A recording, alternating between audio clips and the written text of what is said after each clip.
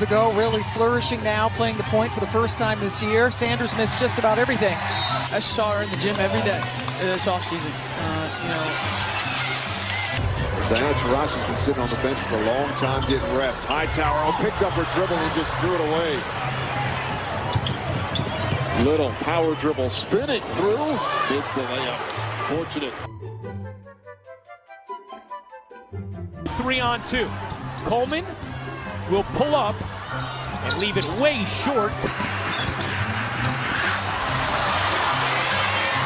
3-on-1 off the backboard. McCautry can't finish. Very high level today for a good reason. Today at shoot around, like almost right out of the gate, Cheryl Bentley at her season high against Chicago, 21 points. Stewart, nice fake, lays it up short. Have been able to play Candace Dupree 20 minutes. Candace Dupree.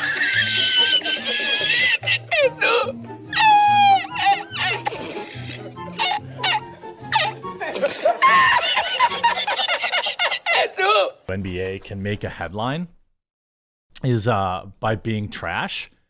It's largely a joke. I'm sure it has tens of fans around the world.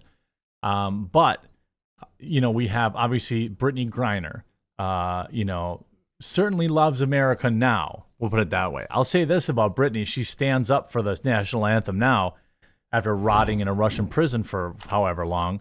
But these athletes love to say, how terrible America is. While the woman is getting paid hundreds of thousands of dollars to put a ball in a hole.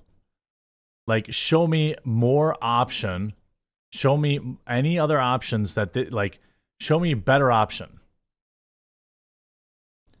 WNBA player Natasha Cloud's Twitter hot take calling America trash is getting roasted from several fronts, including from NBA star and human rights champion Enes Kanter Freedom, who cautioned that she wouldn't want to see the other side. Cloud's tweet followed the Supreme Court's controversial, not really controversial, decision to overturn affirmative action that dominated headlines last Thursday and beyond, writing in full quote, "Our country is trash in so many ways, and instead of using our resources to make it better, we continue to oppress marginalized groups that we have targeted since the beginning of times." Literally what? Quote, "Black/brown communities and LGBTQ+, man, we are too powerful to still be attacking issues separate. Yeah, how about the homeless problem or the drug problem, which is bigger than any of those?"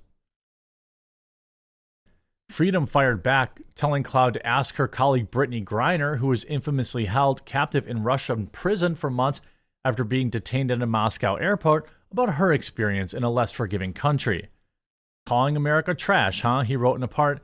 "Let me know when your season's over. I'll buy you a ticket and we can go together to countries like China, Russia, Iran, North Korea, Venezuela, Cuba, and Turkey."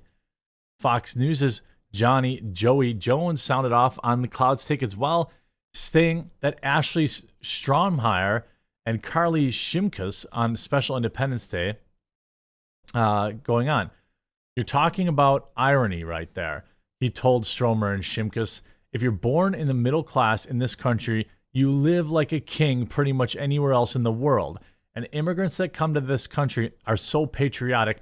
Nothing gets me more proud of my service than to hear someone who has English as a second language brag on this country because I know they get it." Jones, a Marine veteran who lost his legs in Afghanistan, lambasted Cloud as the quintessential Gen Z, someone who has a million complaints without much to back them up, including no comparison to other countries. "I'm not saying she's never experienced something bad, but she doesn't understand the experiencing negative people and stupid thoughts is part of being a human being in any society." Fox and Friends host Rachel Compost Duffy and Will Kane joined Jones in the next hour to share their initial reactions. "My reaction to this wasn't outrage. It was truly sadness." Kane said, "I don't often have that emotion as my initial reaction. There are people who have very difficult circumstances in this country, but there are people with difficult circumstances in every corner of the globe." Well, that's the thing. Name another country where a woman who is super mediocre at a sport nobody wants to watch can make a living doing it, other than camgirling. quote, she has obviously never learned much about this country, maybe even hasn't even traveled outside of this or inside this country. She said, she certainly doesn't have an appreciation for the way we live compared to people in the world and don't understand why, despite all our flaws, we have people clamoring to get into this country every single day, risking their lives to do so. Well, I think it's pretty hilarious to me that, by the way, it only got 1,600 likes, which is awesome in a lot of ways. I think that, I wasn't adopted. Sorry to ruin your story. Okay, so, okay, great. I'm glad that your parents, hopefully you have both parents there. And like, she's been coping now for days. I'm in a middle-class white family, Wait, what? Huh? That doesn't make sense. I think that the idea to go and, to be able to shut the F up and listen to what a non-white experience is like in America. Girl, go literally anywhere else. Go literally anywhere else in the world and tell me how awesome it is. There's an interesting thing that comes with all of this hating this country. You get a lot of likes and retweets on Twitter from people who have never done anything in their life ever. Okay, but ultimately you end up with a deep sadness. Someone who just doesn't appreciate what they have. What these people really need. I don't know how exactly you get here.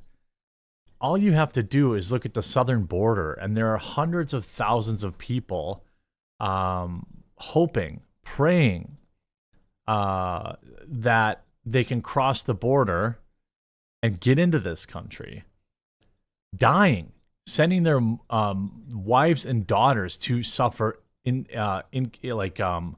unspeakable acts to cross the border here into this country.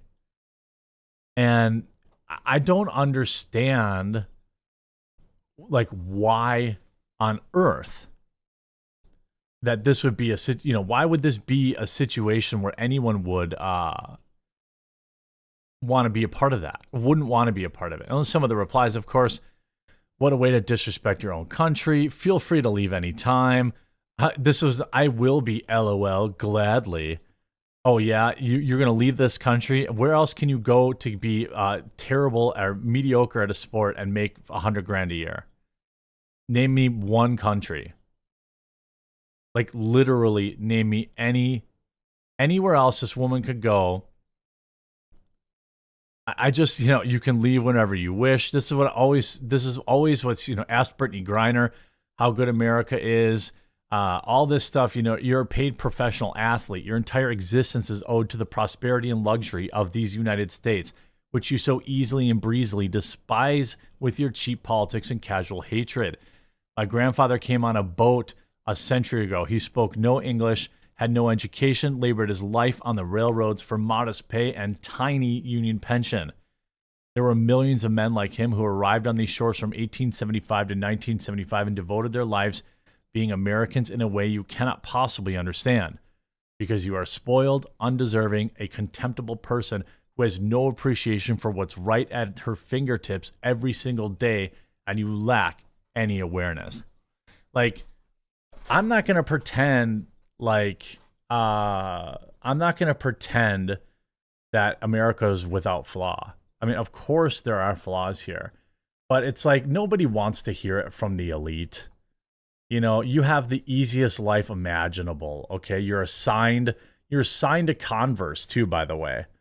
So you're signed to Converse, you get paid to play a sport, and you're saying this country is trash.